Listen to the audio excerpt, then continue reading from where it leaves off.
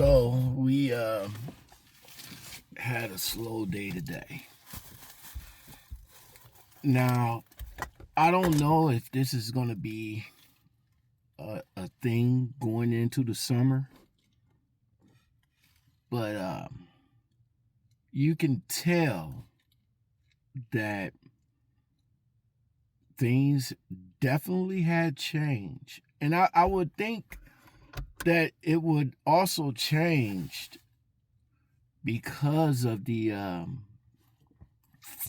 lawsuit that Walmart recently lost.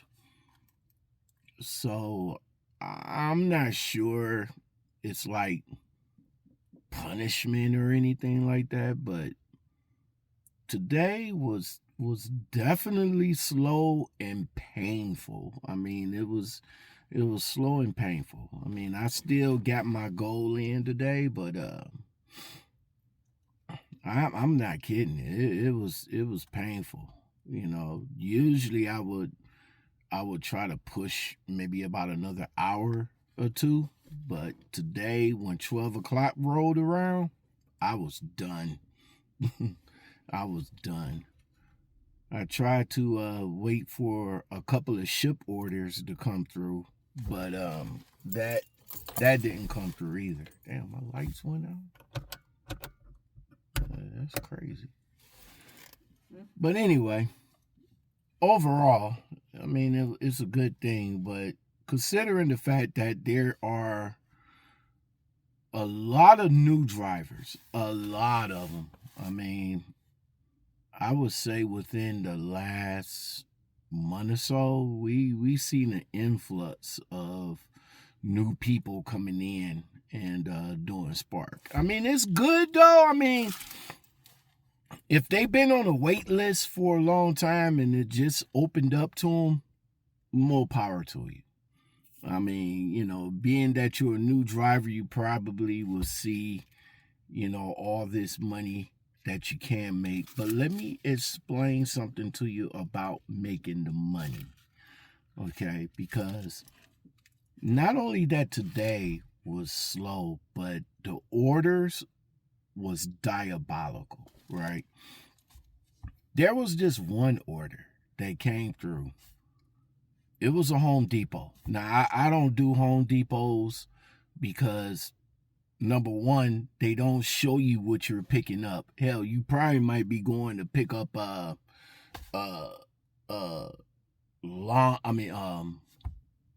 lumber or something like that. And I know I can't fit no lumber in this small ass car, or a lawnmower, or whatever the freak that, you know, you picking up from Home Depot. Now, if you're going to do Home Depot orders, I suggest wholeheartedly that you have a van, a box truck, or an SUV. I think those three vehicles qualifies for Home Depot orders, because like I said before, you do not know what are you actually picking up. Are you picking up 2x4s? Are you picking up a lawnmower, a snowblower, whatever, you know? And being that Home Depot don't show you what you're actually picking up is crazy. And the orders for it, $7. It doesn't matter if it's 2 miles or 20 miles, $7. They had it started off as not, well, actually, it started off as 18. It was $18.50 for 20 miles. 20 miles. 20. 20 miles. I looked at that and I was like, who in the hell doing 20-mile runs? So I opened it up and I was nosy. I was like, where this going to? This bad boy is going to Macedonia, Ohio. Now, for those that not familiar with Ohio, Macedonia is on the other side of the map from South Euclid. You have to get on 2 interstates and a country road to drop off this order. You got to take 271 over the 480, and you got to cross over 480, cross over 480 over the Route 82. Yeah, Macedonia, 20 miles for 20. Well, the finish, I don't know who took it. Somebody had to take it because it never popped up anymore. But the last thing that it popped up, it was like $20. $20.50, $21, whatever. And it was for 20 miles. Now, see, what you guys fail to realize, and this is for the new drivers, this is for the new people that come in and see $30 orders, and the miles is anywhere between 10 and 15 miles. Now, some of you guys will look at that and say, oh, that's great. I still make a profit out of that.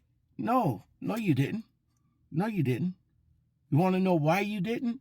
Because number one, you gotta consider the deadhead back. Lockout man, what is deadhead? Well, deadhead is the miles that you're driving back without getting paid. Now, these gig apps pay you for the miles to drop off the order. 10 miles, 5 miles, 1 mile, whatever the case.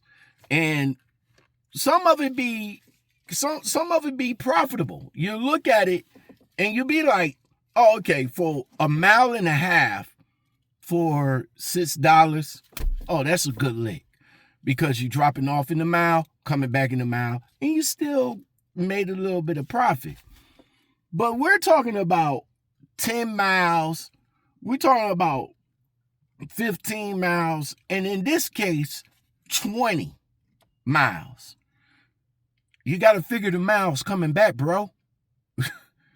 You're not making no money if you taking an order for 20 miles for $20 and you got to drive 20 miles back. Not also including the time. You got to incorporate that as well, because on average, a 5-mile run is like maybe about 10, 15 minutes or so. So you figure 15 minutes there and then 15 minutes back. That's a half an hour. Now, you want to incorporate traffic with that. That's maybe about, round that up to maybe about 40 minutes. Okay. Now, you would think, oh, man, so I made $20 in 40 minutes. I mean, if you want to think of it that way, yeah, but if you're going to think of it that way, you still didn't make no money because you got to include the fuel. You got to include the gas, bro. You got to include that, you know. You wasted maybe about a half a tank. Well, I'm exaggerating a half a tank, but you wasted a lot of gas going there and coming back. A lot of you don't put any of that in consideration. Y'all see the big number and all like that, and then y'all say to yourselves, "Oh, that's a good order." That's not a good order. Y'all got see you guys, got to put a lot of things in perspective when accepting the order. You know what I'm saying? You got to make the order make sense. That's the bottom line. You got to make the order make sense. If the order don't make sense, then it's not worth taking. And again, I get it. You're waiting, waiting, waiting, and then you finally get that big number order, but the miles, the miles on it, the time on it, it don't make sense. It don't make sense. And the last thing before I get on up out of here, because like I said, today was painfully slow. But again, like I said, I cherry pick a lot. So I don't accept every order that comes through. Don't do that. I don't do that.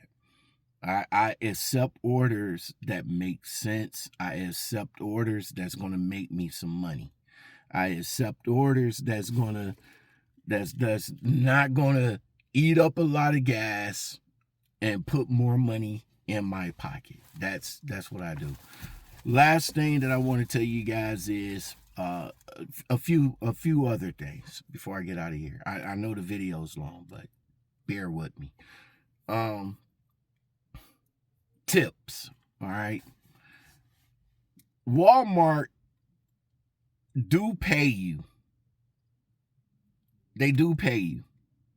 A lot of the orders that I get, it's no tips on it. Majority of the money is from Walmart. I think the one that I got today was $35 for like 6 miles, but Walmart paid that. There wasn't no tips onto that. So I look at that. Now, when you do an order and you see a big number, look at the tips. If the tips outweighs the what Walmart is paying, do that order with a grain of salt. Me personally, I wouldn't do it. It just feels tip baity. You get an order that's like $30 or something like that. Walmart pays $11 and the tip is the 20 something dollars. Yeah, there's been a couple of times that I've been tip baited, and it's not because I didn't do what they wanted me to do. It wasn't none of that. It was just the fact that they put the whole thing on there and they wanted you to bring the order. So by the time you bring the order, 24 hours later, you'll see that they canceled out the tip. All because they wanted you to bring the order. That's number one. So make sure you look at the tips. If the tips outweighs the order, the amount of the order that's Walmart is paying, take that with a grain of salt. And the item count, right? Like I said, I want to make this quick. The item count. You'll get some orders that be like X amount of money. It'll be low miles, say like maybe like 2 or 3 miles down the street or something like that. But the order count is 200. 200 items. It's going to take you about 2 hours to do this shop. They're diabolical in the morning. Like first thing in the morning around 6 o'clock when they start throwing out the orders. Yeah, they're diabolical in the orders. You will see maybe a handful of orders that's like 150 count, 90 count. I mean, it depends on how it's set up, right? Because if it's like multiple items, then maybe it's okay. You will look at it and be like, oh, 5 cans of this, 5 cans of that, 4 cans of this, 4 cans of that. You know what I'm saying? That might be understandable. But if you get like orders around like 100 or more that you got to damn near walk every inch of fucking Walmart to shop, yeah, that's not a good lick. That's not a good lick. a lot of people that's on Snap first of the month. You'll see that in the first of the month. You will see a lot of orders like that in the first of the month.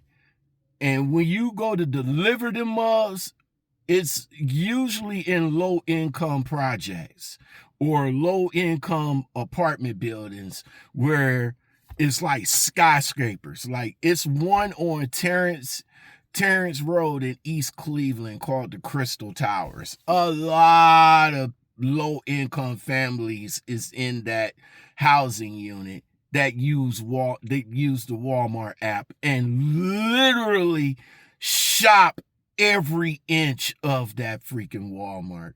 And then when you get out, you gotta like load it all up, and you'll be lucky if one of the elevators is working. I mean, and honestly, I hate to say, those are the orders that gives the most problems and tip the least. They give the most issues and they tip the least. So to all my Spark drivers, I know this is a long one, but take what I say and put it to use, because like I said, a lot of you is going to learn this the hard way, especially the lot of new ones that just came in within the last month and a half. Y'all going to learn the hard way. Y'all going to realize that Walmart likes you guys. They don't like us because they're trying to push out the people that know how to do it now out. But for the new people that's coming in, they love you because, like I said, you don't know yet. You don't know yet, but you will.